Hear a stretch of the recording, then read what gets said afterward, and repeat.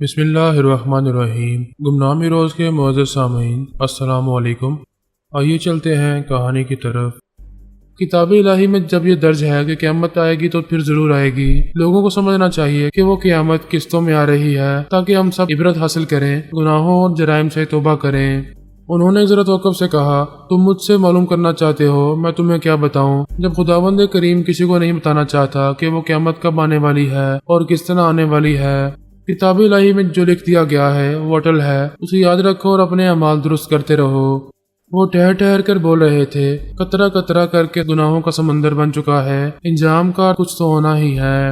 انہوں نے افسوسناک انداز میں ایک گہری سانس لی، پھر کہا، اللہ تعالیٰ کسی کسی کو آگاہی دیتا ہے، باقی بندوں کو پیش آنے والے حالات سے بے خبر رکھتا ہے۔ کوئی نہیں جانتا کہ اگلے پل کیا ہونے والا ہے، اگر کوئی جان لے تب بھی وہ پیش آنے والی بد نصیبی کو ٹال نہیں پاتا۔ آگے جو ہونا ہے وہ ضرور ہوتا ہے، میں اس سے زیادہ کچھ نہیں کہوں گا، البتہ تمہاری رہنمائی کرنا اور تمہاری سلامتی چاہنا مجھ پر فرض ہے۔ زچگی کے دوسرے دن ہی علی اور ایمان علی کو لے کر بابا صاحب کے ادارے میں چلے آؤ۔ وہ چلے گئے۔ انہوں نے پیش آنے والی آفات کے متعلق واضح طور پر کچھ نہیں بتایا، مگر اشارتاً بہت کچھ کہہ گئے۔ آخر میں چلتے چلتے یہ بھی کہہ دیا کہ ہمیں علی اور ایمان کے ساتھ بابا صاحب کی محفوظ پناہ گاہ میں آ جانا چاہیے۔ میرا موبائل فون مخاطب کرنے لگا۔ میں نے اسے اٹھا کر نمبر پڑھے، انہی دو فرشتوں میں سے ایک کال کر رہا تھا۔ میں ان کے نام بھی نہیں جانتا تھا۔ فون آن کر کے اسے کان سے لگایا تو ڈاکٹر ایک کا کی آواز سنائی دی، کیا آپ مسٹر فرہاد ہیں؟ میں نے کہا، ہاں میں فرہاد علی تیمور بول رہا ہوں، ایک اہم اطلاع دے رہا ہوں۔ گریٹ ایشورارا قدرتی اور سماوی آفات سے خوفزدہ ہے، اس کے ماہرین فلکیات کہتے ہیں کہ بہت بڑی تباہی آنے والی ہے۔ ہماری دنیا کسی حد تک محفوظ رہے گی لیکن ان کا سیارہ بالکل تباہ ہو جائے گا۔ یہ باتیں میں جانتا تھا مگر حیرانی سے سن رہا تھا اور سوچ رہا تھا کہ آخر اس نامعلوم شخص کے ذرائع کتنے وسیع ہیں اور وہ اکابرین کے درمیان کس طرح پہنچا ہوا ہے کہ کوئی اسے دیکھتا نہیں ہے، روکتا ٹوکتا نہیں ہے اور وہ ایسی اہم معلومات حاصل کر لیتا ہے۔ وہ کہہ رہا تھا، گریٹ ایشورارا اپنی تمام غیر معمولی مشینوں اور تمام ٹیلی پیتھی جانے والے جانبازوں کے ساتھ سیارے سے نکل کر ہماری دنیا میں آنے والا ہے۔ میں نے کہا، میرے مہربان دوست، تم نے اب تک بڑی اہم معلومات فراہم کی ہیں، یہ معلومات بھی بہت اہم ہیں، لیکن میں خیال خانی کے ذریعے یہ ساری باتیں سن چکا ہوں۔ ابھی تم سے کچھ کہنا چاہتا ہوں۔ میرے اندازے کے مطابق تم امریکہ میں ہو اور تمہارا دوسرا ساتھی یورپ کے کسی ملک میں ہے، کیا تم دونوں مجھ سے دوستی نہیں کرو گے؟ دوستی کیا ہوتی ہے؟ ایک دوسرے کا نام معلوم کرنے، ایک دوسرے کو جاننے پہچاننے، ہاتھ ملانے اور گلے لگانے کا نام دوستی ہے، مگر یہ ظاہری ہے۔ باطنی دوستی دل سے اور ایمان سے ہوتی ہے، اور ایسے دوست ہی برے وقت میں کام آتے ہیں۔ ہم کام آ رہے ہیں اور آتے رہیں گے۔ میں آپ کے لیے نیک خواہشات کے ساتھ رابطہ ختم کر رہا ہوں۔ اس نے فون بند کر دیا۔ میں نے سونیا سے کہا، ان دو فرشتوں نے مجھے الجھا دیا ہے، آخر یہ کون ہے؟ ان کی معلومات کے ذرائع کیا ہیں؟ یقیناً یہ غیر معمولی صلاحیتوں کے حامل ہوں گے۔ سونیا نے کہا، میں بھی ان کے متعلق سوچنے لگی ہوں۔ ہم پر کبھی کوئی احسان کرتا ہے تو ہم ساری زندگی جی جان سے اس کے کام آتے رہتے ہیں۔ یہ پہلے زمینی فرشتے ہیں جن کے احسانات کا بدلہ ہم چکا نہیں پا رہے ہیں۔ میں نے کہا، اگر اسی طرح پراسرار بنتے رہے اور ہم انہیں ڈھونڈ نہ پائے تو صرف ان کے احسانات ہی اٹھاتے رہیں گے، کبھی ان کے لیے کچھ نہیں کر پائیں گے۔ وہ مسکرا کر بولی، ایسا نہ کہو کہ یہ پراسرار بن کر رہیں گے، میں جب چاہوں گی ان کی خفیہ پناہ گاہوں تک پہنچ جاؤں گی، ابھی یہ ضروری نہیں ہے، ہم دوسرے بہت سے اہم معاملات میں الجھے ہوئے ہیں۔ واقعی ہمیں کئی طرح کے معاملات الجھا رہے تھے، ایک طرف سیارے سے آنے والے دشمن تھے اور دوسری طرف اکابرین کی یہ دعوتیں تھیں۔ سب سے زیادہ فکر علی کی تھی۔ ایمان علی کو جو آگاہی ملی تھی اس کے مطابق میرے ہونے والے نوزائیدہ نواسے کو دشمن بڑی بے دردی سے ہلاک کرنے والے تھے۔ اگرچہ ہم ان کے ساتھ بری طرح پیش آ رہے تھے، ان کے دو ٹیلی پیتھی جانے والوں کو ہلاک کر چکے تھے، اس کے باوجود یہ طے تھا کہ آگاہی کے مطابق واردات ضرور ہوگی۔ پہلی بار ماں بننے والی علی کو ناقابل برداشت صدمہ پہنچے گا۔ ہم اپنی اکلوتی بیٹی کے لیے بہت پریشان تھے، اسے صدمات سے بچانے کی بھرپور کوششیں کر رہے تھے۔ اس شہر میں ایک ایک دشمن کو ڈھونڈتے پھر رہے تھے۔ سیارے سے اور امریکہ سے جو ٹیلی پیتھی جانے والے آئے تھے ان میں سے دو کو جہنم میں پہنچا دیا گیا تھا۔ دوسرے امریکی ٹیلی پیتھی جانے والے کے متعلق معلوم ہوا تھا کہ وہ واپس جانے والا ہے اور اس کی جگہ سیارے کا ایک خیال خانی کرنے والا وہاں آئے گا۔ ہم نے طے کر لیا تھا کہ نہ ہم امریکی ٹیلی پیتھی جانے والے کو یہاں سے زندہ جانے دیں گے اور نہ یہاں آنے والے کو زندہ چھوڑیں گے۔ ہمارے تمام ٹیلی پیتھی جانے والے ایئرپورٹ، ریلوے اسٹیشن اور ہائی وے کی چنگیوں پر توجہ دے رہے تھے، وہاں علاقار بنا رہے تھے، ان کے دماغوں میں جاتے آتے رہتے تھے۔ اس طرح شہر سے باہر جانے والوں کو چیک کرتے تھے اور باہر سے آنے والے مشتبہ افراد کے دماغوں میں پہنچتے تھے۔ معلومات اس طرح حاصل ہو سکتی تھی کہ کوئی بھی یوگا میں مہارت ظاہر کرتا، سانس روک کر خیال خوانی کی لہروں کو بھگاتا تو پھر ہر حال میں اس کی اصلیت معلوم کی جاتی، اسے زخمی کر کے یا اعصابی کمزوری میں مبتلا کر کے اس کے چور خیالات پڑھ لیے جاتے۔ اگر وہ دشمن ٹیلی پیتھی جاننے والا ہوتا تو اسی وقت اس کا کام تمام کر دیا جاتا۔ ویسے ہم نے 2 خیال خوانی کرنے والوں کو موت کے گارڈ اتار کر ان پر اچھی خاصی دہشت طاری کر دی تھی۔ اس کے باوجود ہم پریشان تھے، ہماری نیندیں اڑی ہوئی تھیں۔ جب تک اس شہر میں آنے والے تمام دشمن مارے نہ جاتے ہمیں اطمینان حاصل نہ ہوتا۔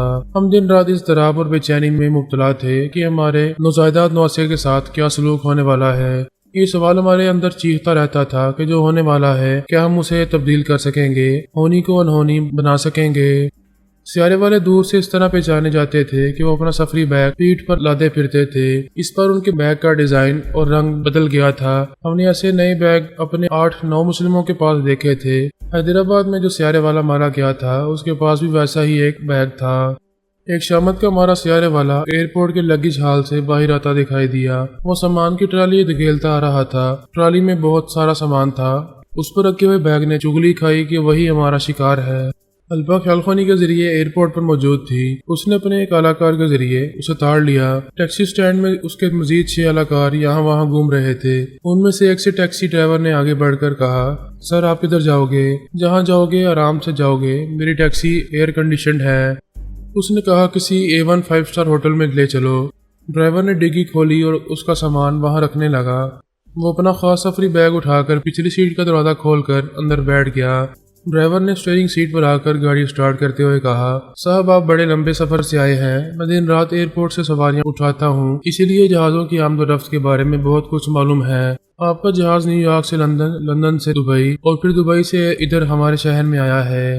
ہمارے شہر کی کیا بات ہے، یہاں کا اچار بھی کھاؤ گے تو چٹخارے لے کر اور مانگتے رہو گے۔ اس نے عقب نما آئینے میں دیکھا، پیچھے بیٹھا ہوا مسافر کھڑکی سے باہر دیکھ رہا تھا، اس کی باتیں نہیں سن رہا تھا۔ اس نے کہا، کیا بات ہے امریکہ والوں کی، آپ لوگ کسی کی نہیں سنتے، بس اپنی ہی سناتے رہتے ہیں۔ یہ گاڑی بھی آگے جا کر میری نہیں سنے گی کیونکہ پیٹرول ختم ہو رہا ہے، آپ مائنڈ نہ کریں تو میں ٹینکی فل کرا لوں۔ وہ بڑی سنجیدگی اور بڑی نرمی سے بولا، تم بہت بولتے ہو، مجھے کسی 5 اسٹار ہوٹل میں پہنچانے کے لیے جو ضروری ہے وہ کرو، پلیز مزید نہ بولو، خاموش رہو۔ اس نے آگے جا کر ایک پیٹرول پمپ کے سامنے چند سیکنڈ کے لیے ٹیکسی روکی، پچھلی سیٹ کا دروازہ کھولا اور ایک شخص فوراً اندر آ کر بیٹھ گیا۔ ٹیکسی آگے چل پڑی۔ آنے والے کے ہاتھ میں ریوالور تھا۔ ٹیکسی ڈرائیور نے کہا، بس صاحب جی یہاں سے یہی پیٹرول لینا تھا۔ آنے والے نے ریوالور کی نال کو اس کے ہونٹوں سے لگاتے ہوئے کہا، منہ کھولو ورنہ گولی چل جائے گی۔ اس نے سہم کر فوراً ہی منہ کھولا، ریوالور کی نال اندر گھس گئی۔ اس نے کہا، ہم تمہیں ہلاک نہیں کرنا چاہتے، تم نے منہ کھولا ہے، اب دماغ کا دروازہ بھی کھول دو تو سلامتی ملے گی۔ ٹیکسی تیز رفتاری سے جا رہی تھی، اتنی ہی تیز رفتاری سے موت آ سکتی تھی۔ اس نے سہم کر دماغ کے دروازے کھول دیے۔ مختصر سے خیالات پڑھتے ہی تصدیق ہو گئی کہ وہ سیاری کا ایک ٹیلی پیتھی جانے والا ہے۔ اس کا نام پنڈورا ہے۔ حیدرآباد میں جو امریکی ٹیلی پیتھی جانے والا تھا اسے امریکہ واپس جانا تھا۔ پنڈورا کے یہاں آنے کے بعد وہ یہ شہر چھوڑنے والا تھا۔ اس امریکی ٹیلی پیتھی جانے والے کے ساتھ ایک شاطر سراغ رساں اور 2 خطرناک فائٹر بھی تھے جو آئندہ پنڈورا کے ساتھ رہنے والے تھے۔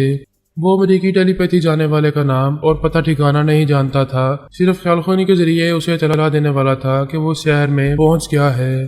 ہمارے ٹیلی پیتھی جانے والوں نے اس کے دماغ پر اس طرح قبضہ جمایا تھا کہ وہ سانس روک کر انہیں بھگا نہیں سکتا تھا۔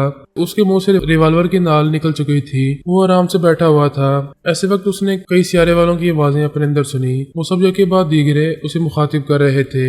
ایک نے کہا، ہم 8 خیال خوانی کرنے والے ہیں، سیارے سے یہاں آتے ہی ہم نے اپنی سلامتی کے لیے اور امن و امان سے زندگی گزارنے کے لیے دین اسلام قبول کیا ہے۔ دوسرے نے کہا، ہم مسلمان ہو چکے ہیں، ابھی بابا صاحب کے دائرے میں دینی تعلیم و تربیت حاصل کر رہے ہیں، بہت ہی خوبصورت زندگی گزار رہے ہیں۔ تیسرے نے کہا، ہماری تعلیم و تربیت مکمل ہو جائے گی تو ہم اس ادارے سے باہر دنیا کے کسی بھی حصے میں جا کر آزادی سے زندگی گزارتے رہیں گے، کسی سے دشمنی نہیں کریں گے، خیال خوانی کے ذریعے دکھی انسانیت کے کام آتے رہیں گے۔ ایک نے پوچھا، کیا موت کی راہ پر چلنا دانش مندی ہے؟ تم کس راہ پر جا رہے ہو؟ دوسرے نے پوچھا، کیا موت سر پر منڈلانے لگے گی تب ہاتھ جوڑ کر گھٹنے ٹیک کر اپنی زندگی کی بھیک مانگو گے؟ ایک اور نے کہا ہم سب تمہارے سیارے سے آنے والے ساتھی ہیں، تمہاری بہتری چاہتے ہیں اور تمہیں دین اسلام کی طرف آنے کی دعوت دیتے ہیں۔ دل سے ایمان سے قبول کرو گے تو تمہیں ہر حال میں سلامتی ملے گی، پھر تم ہم سے آ کر ملو گے اور دیکھو گے کہ سلامتی کی راہ پر چلنے والوں کی زندگی کتنی خوبصورت ہوتی ہے۔ وہ ایک گہری سانس لے کر بولا میں سلامتی چاہتا ہوں، اس دنیا کا کوئی بھی باشندہ میرا دشمن نہیں ہے۔ میں نے یہاں سیارے سے آنے والے ساتھیوں کو حرام موت مرتے دیکھا ہے، میں ایک بار ملنے والی زندگی میں حرام موت نہیں مرنا چاہتا۔ تم سب میرے اپنے ہو، میری بہتری چاہتے ہو، مجھے اپنے پاس بلا لو۔ تم ہوٹل پہنچو گے تو وہاں ایک شخص آئے گا، تم سے پاسپورٹ لے کر جائے گا، تم آج رات یا کل صبح تک یہاں سے پیرس جاؤ گے، پھر وہاں سے تمہیں بابا صاحب کے ادارے میں پہنچا دیا جائے گا۔ ٹیکسی ڈرائیور نے اسے ایک 5 اسٹار ہوٹل میں پہنچا دیا، وہاں اس نے ایک کمرہ حاصل کیا۔ جب وہ کمرے میں پہنچا تو تھوڑی دیر بعد ایک شخص نے آ کر کہا پلیز اپنا پاسپورٹ میرے حوالے کریں۔ ہمارے ایک نامسلم ٹیلی پیتھی جانے والے نے خیال خوانی کے ذریعے کہا یہ ہمارا آدمی ہے، اسے اپنا پاسپورٹ دے دو۔ اس نے اپنا پاسپورٹ اور دوسرے اہم کاغذات اس کے حوالے کر دیے۔ پھر ہمارے نامسلم نے کہا پنڈورا اب ہمارا ایک کام کرو، اس امریکی ٹیلی پیتھی جانے والے سے رابطہ کرو اور اسے بتاؤ کہ تم یہاں پہنچ گئے ہو۔ وہاں کے انداز میں ساری لاتے ہوئے بولا ابھی میں اسے رابطہ کرنے ہی والا تھا۔ وہ خیال خوانی کے ذریعے اس کے اندر پہنچا تو اس نے سانس روک لی۔ پنڈورا نے دوسری بار اس کے اندر پہنچتے ہی کوڈ ورڈز ادا کیے۔ اس نے مطمئن ہو کر کہا اپنا نام بتاؤ۔ پنڈورا نے پوچھا کیا تم اپنا نام بتاؤ گے؟ ہرگز نہیں، میں بھی اپنا نام نہیں بتاؤں گا، یہی ہم سب کا طریقہ کار ہے۔ ہم کوڈ ورڈز کے ذریعے ہی ایک دوسرے کو پہچانتے ہیں اور اپنے اپنے دماغوں میں آنے دیتے ہیں۔ اس نے پوچھا تم یہاں کب آئے؟ یہ بھی غیر ضروری سوال ہے، اپنے ایک شاطر سراغ رساں اور 2 خطرناک فائٹرز کو میرے حوالے کر دو اور یہاں سے واپس جاؤ۔ اس امریکی ٹیلی پیتھی جانے والے نے خیال خوانی کے ذریعے اپنے ایک شاطر سراغ رساں کے اندر پہنچ کر کہا ہماری ٹیم کا دوسرا ٹیلی پیتھی جانے والا آ گیا ہے، اس وقت تمہارے اندر موجود ہے، اسے باتیں کرو، میں واپسی کی تیاری کر رہا ہوں۔ وہ چلا گیا۔ پنڈورا اس شاطر سراغ رساں اور 2 خطرناک فائٹرز کے دماغوں میں باری باری جانے لگا۔ وہ تینوں بھی یوگا کے ماہر تھے، کوڈ ورڈز کے بغیر کسی کو اپنے دماغ میں آنے کی اجازت نہیں دیتے تھے۔ میں خیال خوانی کے ذریعے الپا اور اپنے نامسلم کی مصروفیات دیکھ رہا تھا۔ الپا بڑے سلیقے سے اپنے دشمنوں کے اندر پہنچتی جا رہی تھی۔ میں نے پنڈورا کی آواز اور لبو لہجے کو اختیار کیا، پھر امریکی ٹیلی پیتھی جانے والے کے اندر پہنچ کر کوڈ ورڈز ادا کیے۔ اس نے پوچھا آپ کیوں آئے ہو؟ میں نے اس کے اندر زلزلہ پیدا کرتے ہوئے کہا اسی لیے آیا ہوں۔ وہ کسی بنگلے کے بیڈ روم میں تھا، دماغی تکلیف کی شدت سے کرا رہا تھا اور یہاں سے وہاں تڑپ رہا تھا۔ پتہ چلا اس کا نام جیمز ہارڈی ہے اور وہ نیو یارک جانے والی ایک فلائٹ میں اپنی سیٹ اوکے کرا چکا ہے۔ میں نے کہا سامان 100 برس کا، پل کی خبر نہیں، شام کی فلائٹ سے جانے والے ہو اور یہ نہیں جانتے کہ ابھی ایک پل میں کیا ہونے والا ہے، اور اب تک جو ہو چکا ہے اس کے بعد بھی جان نہیں پاؤ گے کہ اگلے پل کیا ہونے والا ہے۔ اس کا سر تکلیف کی شدت سے جیسے پھٹا جا رہا تھا۔ میں نے کہا تم تو بہت ہی کمزور نکلے، ابھی دوسرا زلزلہ پیدا کروں گا تو تمہارا دم نکل جائے گا۔ وہ رحم کی بھیک مانگنے لگا۔ میں نے پوچھا کہ تم میری بیٹی پر رحم فرمانے آئے تھے؟ میری بیٹی نے تم لوگوں کا کیا بگاڑا تھا؟ کیا ہم تمہاری ماؤں، بیٹیوں اور بہنوں کو ہلاک کرنے آتے ہیں؟ اگر نہیں تو پھر تم سب شیطان ہو، اور شیطان کسی وجہ کے بغیر نقصان پہنچاتا رہتا ہے۔ میری بیٹی کی موت بند کرانے والوں، تم میں سے کوئی زندہ واپس نہیں جائے گا۔ یہ کہہ کر میں نے پھر ایک ہلکا سا زلزلہ پیدا کیا تاکہ اس کے دم نہ نکلے، وہ بھی زندہ رہے۔ وہ پھر تکلیف کی شدت سے تڑپنے لگا۔ میں نے خیال خوانی کے ذریعے اکابرین کے پاس پہنچ کر کہا اپنے ٹیلی پیتھی جانے والوں سے کہو کہ وہ جیمز ہارڈی کے اندر پہنچے، اس کی امداد کریں اور اسے زندہ یہاں واپس لائیں۔ یہ سنتے ہی وہ سب پریشان ہو گئے۔ میری باتوں سے اندازہ ہو گیا کہ ان کا دوسرا ٹیلی پیتھی جانے والا بھی ہمارے ہتھے چڑھ چکا ہے۔ وہ مجھ سے کچھ کہنا چاہتے تھے، میں ان کی بات سنے بغیر جیمز ہارڈی کے دماغ میں واپس آ گیا۔ تھوڑی دیر بعد ہی تمام امریکی ٹیلی پیتھی جانے والے اس کے اندر پہنچ گئے۔ اس کی حالت زار دیکھ کر رحم کی التجائیں کرنے لگے۔ میں نے کہا میں نے تمہاری التجائیں سننے کے لیے یہاں نہیں بلایا ہے، بس یہ چاہتا تھا کہ تم لوگوں نے اسی شہر میں ایک ساتھی کی موت کا تماشا دیکھا ہے اور اب دوسرے ساتھی کی موت کا تماشا دیکھ کر کچھ تو عبرت حاصل کرو۔ ایک نے کہا ہمیں عبرت حاصل ہو رہی ہے، آئندہ ہم آپ کے خلاف خیال خوانی کا ہتھیار کبھی استعمال نہیں کریں گے۔ تم اور تمہارے اکابرین کتنے سچے اور زبان کے کتنے پکے ہیں، یہ ہم آج سے نہیں برسوں سے دیکھتے آ رہے ہیں۔ ایک ٹیلی پیتھی جانے والے نے کہا فرحت صاحب پلیز ہماری ایک بات سن لیں، جیمز ہارڈی کی بیوی میٹرنٹی ہوم میں ہے، ابھی 15 منٹ پہلے اس نے ایک بیٹے کو جنم دیا ہے، یہ پہلی بار ایک بیٹے کا باپ بن رہا ہے، اس کے لیے آج کا دن بہت خوشی کا ہے۔ میں نے کہا ڈاکٹر کے بیان کے مطابق میری بیٹی بھی آج رات تک ماں بن جائے گی، ایک بیٹے کو جنم دے گی اور اس کی زندگی میں بھی بہت سی خوشیاں آئیں گی، مگر تم سب نے اس کی خوشیاں چھیننے کے لیے ہیوی سٹون اور جیمز ہارڈی کو یہاں بھیجا تھا۔ ہم سے غلطی ہوئی تھی، آپ اس کی بیوی اور بچے پر رحم فرمائیں۔ اگر آج ہمارے پاس طاقت نہ ہوتی، ذرائع نہ ہوتے اور ہم بچاؤ کی تدبیر نہ کرتے تو کیا تم میری بیٹی اور میرے نوزائیدہ نواسے پر رحم کرتے؟ ہم شرمندہ ہیں، ہم نے یہ نہیں سوچا تھا کہ تمہاری بیٹی کے ساتھ جو کرنے جا رہے ہیں وہی اس کی بیوی اور بیٹے کے ساتھ ہوگا۔ ہمارے اکابرین سیارے والوں کے ساتھ مل کر تمہاری بیٹی کو ہلاک کرنا چاہتے تھے اور تم اسے ہلاک کر رہے ہو۔ تمہیں ایسا کرنے سے دنیا کی کوئی طاقت نہیں روک سکے گی، بس ایک رحم کا جذبہ ہی روک سکتا ہے۔ میں نے کہا اپنے اکابرین کے پاس چلو، میں ان سے باتیں کرتا ہوں۔ میں نے جیمز ہارڈی کو الپا کے حوالے کیا اور کہا جب بھی یہ تکلیف سے نجات حاصل کرے اور دماغی توانائی حاصل کرے تو اس کے اندر ہلکا سا زلزلہ پیدا کرنا تاکہ یہ نیم مردہ سانپ کی طرح فرش پر پڑا رہے۔ میں نے اکابرین کے پاس آ کر کہا تمہارے ٹیلی پیتھی جانے والے رحم کی بھیک مانگ رہے ہیں۔ سنا ہے جیمز کی بیوی نے ابھی ایک بیٹے کو جنم دیا ہے۔ میری بیٹی اور میرے ہونے والے نواسے پر تم لوگ رحم کرنے والے نہیں تھے، اب کیا مجھے اس پر رحم کرنا چاہیے؟ وہ اکابرین اپنا ایک ٹیلی پیتھی کا ہتھیار کھو چکے تھے، دوسرا بھی نابود ہونے والا تھا۔ میں نے کہا اپنے ٹیلی پیتھی جاننے والوں کا حساب کرو، تمہارے پاس 7 تھے جن میں سے وائز مین اور ٹف گائی تمہاری جی حضوری سے باز آ کر کہیں آزادی سے زندگی گزار رہے ہیں۔ ہم نے ابھی سٹون کو موت کے گھاٹ اتار دیا ہے، اب جیمز ہارڈی کا انجام بھی یہی ہونے والا ہے۔ اس کے بعد تمہارے پاس صرف 3 ٹیلی پیتھی جانے والے رہ جائیں گے۔ سوچو کہ تم کتنے غریب اور کنگال ہو چکے ہو۔ ایک اعلیٰ حاکم نے کہا مسٹر فراد ہمارے پاس یہ صرف 3 ہی رہ گئے ہیں، پلیز چوتھے کی جان نہ لو، اس کی سلامتی کے لیے ہم سے کوئی مطالبہ کرو، ہم پورا کریں گے۔ میرے 2 مطالبات ہیں۔ پہلا مطالبہ تو وہی ہے کہ گریٹ ایشورا کے نمائندے گمارا کو میرے حوالے کر دو۔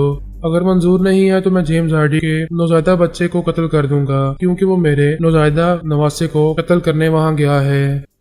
جیمز ہارڈی کے بچے کو ہلاک کرنے کے بعد کیا تم اسے معاف کر دو گے؟ ہمارے اس ٹیلی پیتھی جانے والے کو واپس کر دو گے؟ ہاں میں اسے واپس بھیج دوں گا۔ تو پھر تم ابھی اس میٹرنٹی ہوم میں پہنچ کر اس بچے کو ہلاک کر سکتے ہو، وہ تمہارے نواسے کے ساتھ جو کرنا چاہتا ہے وہی تم اس کے ساتھ کر سکتے ہو۔ مجھے جیمز ہارڈی کی وائف کی آواز سناؤ، میں اس کے پاس جاؤں گا۔ میں وہاں جس اداکار کے دماغ میں پہنچا ہوا تھا اس نے ٹیلی فون کے ذریعے جیمز کی وائف سے رابطہ کیا، اس سے کہا تمہارے پاس ٹیلی پیتھی جاننے والے آ رہے ہیں، تم سے کچھ باتیں کریں گے۔ میں نے اس کی وائف کی آواز سنی، پھر اس کے اندر پہنچ کر کہا کیا تم جانتی ہو میرا نام فراد علی تیمور ہے؟ ہاں میں یہ نام برابر سنتی رہتی ہوں۔ تم ہمارے ملک و قوم کے دشمن ہو، میرے پاس کیوں آئے ہو؟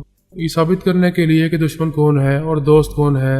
تمہارا جیمز میری بیٹی کو اور اس کے ہونے والے بچے کو ہلاک کرنے گیا تھا، اب وہ میرے شکنجے میں ہے اور میں کسی وقت بھی اسے ہلاک کر سکتا ہوں۔ وہ اٹھ کر بیٹھ گئی، پھر بولی نہیں تم ایسا نہیں کر سکتے، میرے جیمز کو نہیں مار سکتے، تم جھوٹ بول رہے ہو، مجھے کسی مقصد کے تحت دھوکہ دینے آئے ہو۔ ایک امریکی ٹیلی پیتھی جانے والے نے کہا کہ مسٹر فراد سچ بول رہے ہیں، تمہارا جیمز موت کی دہلیز پر پڑا ہے، ان کے رحم و کرم پر ہے، یہ اسے معاف بھی کر سکتے ہیں اور ہلاک بھی کر سکتے ہیں۔ وہ تڑپ کر بولی مسٹر فراد میرے جیمز پر رحم کرو، میرے بیٹے پر رحم کرو، اسے باپ سے محروم نہ کرو۔ میں تم سے سوال کروں گا کہ باپ کی زندگی چاہتی ہو یا اپنے بیٹے کی، تو تم کوئی فیصلہ نہیں کر سکو گی۔ بیوی کی حیثیت سے شوہر کی زندگی چاہو گی اور ایک ماں تو اپنے بیٹے کی ہلاکت کبھی برداشت ہی نہیں کرے گی۔ وہ روتے ہوئے بولی کیا اس لیے باپ اور بیٹے کو ہلاک کرنا چاہتے ہو کہ اس کا باپ تمہارے نواسے اور تمہاری بیٹی کو قتل کرنے گیا ہے؟ اگر ایسا ہے تو اس کے بدلے میری جان لے لو، مگر میرے بچے کو ہلاک نہ کرو۔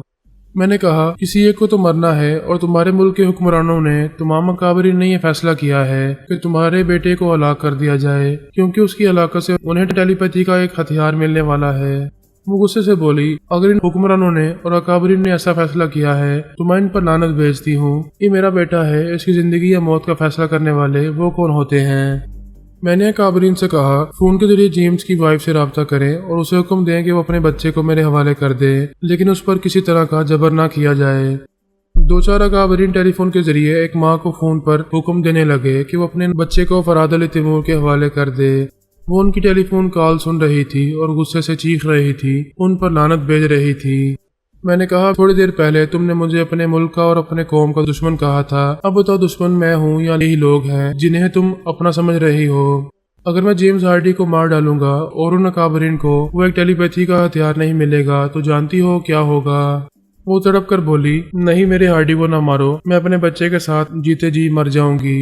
मैं चाहता हूँ वो काबरीन की बेहिसी और बेमुरवती को समझो। जब वो टेलीपैथी जानने वाला नहीं रहेगा तो वो तुमसे और तुम्हारे बच्चे से नफरत करने लगेंगे। वो अपनी गलती पर पर्दा डालेंगे और तुम्हें इल्जाम देंगे कि तुम्हारी वजह से उनका एक टेलीपैथी जानने वाला मारा गया है। वो अपने बच्चे को उठाकर सीने से लगाते हुए बोली, मैं तुम्हारी बेटी और होने वाले नवासे का वास्ता देती हूँ, मेरे हाल पर रहम करो, मेरे जेम्स को हलाक ना करो, मेरे बच्चे को यतीम ना बनाओ, इनके बदले मुझे मार डालो या अपने कदमों की धूल बनाकर रखो। मुझे कोई ऐसा रास्ता दिखाओ कि मैं अपने शोहर और अपने बच्चे के साथ सलामती और खुशहाली से जिंदगी गुजार सकूं।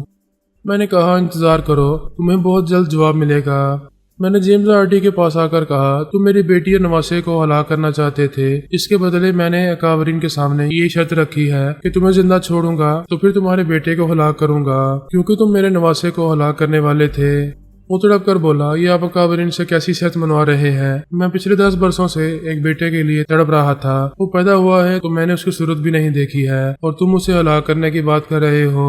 नहीं, मुझे ऐसी जिंदगी नहीं चाहिए, मुझे मार डालो मगर मेरे बच्चे की हलाकत की बातें ना करो। वो कमजोरी के बायस ठहर ठहर कर बोल रहा था, उसकी आंखों से आंसू बह रहे थे। मैंने कहा, ये खून और दर्द का रिश्ता क्या होता है? आंखों में बेइख्तियार आंसू आ जाते हैं, आंखें तो रोती ही हैं, दिल भी रोता रहता है। फिर मैंने गहरी सांस लेकर कहा, मैं एक माँ की गोद और एक बीवी का सुहाग उजाड़ना नहीं चाहता। तुम्हें और तुम्हारे बेटे को जिंदगी मिलेगी मगर एक शर्त है, तुम अमेरिका वापस नहीं जाओगे और कभी मुसलमानों के खिलाफ ख्यालखनी नहीं करोगे। आप ऐसी मामूली सी शर्त पर मुझे माफ कर रहे हैं? बाय गॉड, आप बहुत ही अजीम इंसान हैं। मैं खुदा की, अपनी बीवी की और अपने बच्चे की कसम खाकर कहता हूँ, कभी मुसलमानों के खिलाफ ख्यालखनी नहीं करूँगा। जब तुम जिंदा रहोगे और उन अकाबरीन के पास वापस नहीं जाओगे तो वो इंतकामन तुम्हारी बीवी और बच्चे से दुश्मनी करेंगे। वो ऐसा करेंगे तो मैं भी उनके बीवी बच्चों को जिंदा नहीं छोड़ूंगा। तुम हरगिज़ ऐसा नहीं करोगे, मुझसे वादा करो। आइंदा दुश्मनों से इंतकाम लेने के लिए उनकी बीवियों को और बच्चों को कभी नुकसान नहीं पहुंचाओगे। वो शर्मिंदा सा होकर बोला, मुझसे गलती हुई, मैं जोश और जुनून में ऐसा कह गया। वादा करता हूँ आपके नक्शे कदम पर चलूंगा, जो हुक्म देंगे उस पर अमल करता रहूंगा। मैंने अल्पा से कहा, इसे तिबी इमदाद पहुंचाओ, मैं अभी आता हूँ। फिर मैंने अकाबरीन के पास पहुंचकर कहा, मैंने फैसला किया है कि जेम्स हार्डी को नुकसान नहीं पहुंचाऊंगा, वो जिंदा सलामत रहेगा। मेरा ये फैसला सुनकर सभी खुश हो गए। फिर एक ने पूछा, उसे कब वापस भेज रहे हो? उसकी सलामती की शर्त यही है कि वो तुम्हारे दरमियान वापस नहीं आएगा। तुम उसकी बीवी और बच्चे को तमाम साजो सामान के साथ उसके पास भेज दो। एक आला हकीम ने झुंझला कर कहा, जब वो हमारे पास नहीं आएगा, हमारा नहीं होगा, हमारे लिए काम नहीं करेगा तो उसकी सलामती से हमें क्या लेना है? हम उसकी बीवी और बच्चे को यही यरगमाल बनाकर रखेंगे। उनकी सलामती और बेहतरी के लिए उसे यहाँ आना ही पड़ेगा। मैंने कहा, ये जेम्स हार्डी का नहीं, मेरा फैसला है। उसकी बीवी और उसका बच्चा वहाँ जाएंगे जहाँ वो बुलाएगा। तुम में से कौन उन्हें रोकना और अपनी अपनी शामत को आवाज देना चाहेगा?